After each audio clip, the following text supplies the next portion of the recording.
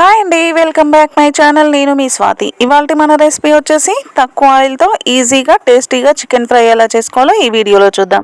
అంతకన్నా ముందు నా వీడియోని లైక్ చేయండి. మీరు లైక్ చేయడం వలన ఈ వీడియో అనేది ఇంకొంతమందికి షేర్ అవుతుంది.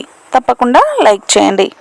ముందుగా స్టవ్ ఆన్ చేసుకొని కడాయి పెట్టుకొని ఆయిల్ ఏం వేయకుండా శుభ్రంగా కడిగిన చికెన్ వేసి ఫ్రై చేసుకోండి.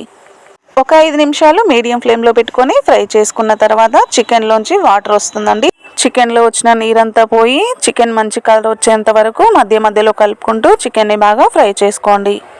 ఇలా ఫ్రై చేసుకునేప్పుడే చికెన్ అనేది ఒక 50% వరకు ఉడికిపోతుందండి. చికెన్ బాగా ఫ్రై అయిన తర్వాత చికెన్ని కొంచెం పక్కకు అనుకొని అందులోకి ఒక 2 టేబుల్ స్పూన్ల వరకు ఆయిల్ వేసి వేడి చేసుకోండి.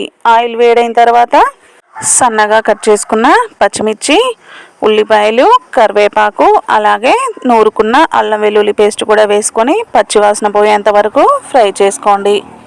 మధ్య మధ్యలో కలుపుకుంటూ ఒక 2 నిమిషాల వరకు ఫ్రై చేసుకోండి. ఆ తర్వాత అందులోకి పసుపు, అలాగే మీ టేస్ట్కు తగ్గట్టుగా కారం వేసుకోండి. నేనైతే 2 టేబుల్ స్పూన్స్ వేసాను.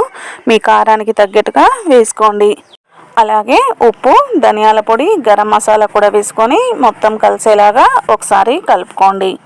మసాలాలన్నీ వేసిన తర్వాత అడుగంటకుండా జాగ్రత్తగా ఫ్రై చేసుకోండి.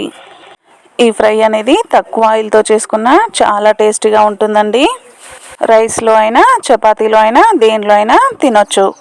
చికెన్ బాగా ఫ్రై అయిన తర్వాత చివరగా కరివేపాకు వేసుకొని కలుపుకుంటే ఎంతో టేస్టీగా ఉండే చికెన్ ఫ్రై రెడీ అయిపోయినట్టేనండి. చికెన్ ఫ్రైలో కరివేపాకు వేస్తే ఫ్లేవర్ బాగుంటుందండి. మీకు నచ్చినంత వేసుకోవచ్చు. ఇంతేనండి, సింపుల్గా టేస్టీగా తక్కువ ఆయిల్తోనే చికెన్ ఫ్రై రెడీ అయినట్టే. మీరు తప్పకుండా ట్రై చేయండి. ఎలా వచ్చిందో నాకు కామెంట్ చేయండి. ఇంకా మీకు ఎలాంటి రెసిపీస్ కావాలో కూడా కామెంట్ బాక్స్లో తెలియజేయండి. ఇంకెన్నో మంచి మంచి వీడియోస్ కోసం నా ఛానల్ని సబ్స్క్రైబ్ చేయండి. అలాగే లైక్ చేయండి. మీ ఫ్రెండ్స్కి, రిలేటివ్స్కి షేర్ చేయండి. మళ్ళీ అడుగుతున్నానని విసుక్కోకుండా దయచేసి వీడియోని లైక్ చేయండి. థ్యాంక్స్ ఫర్ వాచింగ్ అండి.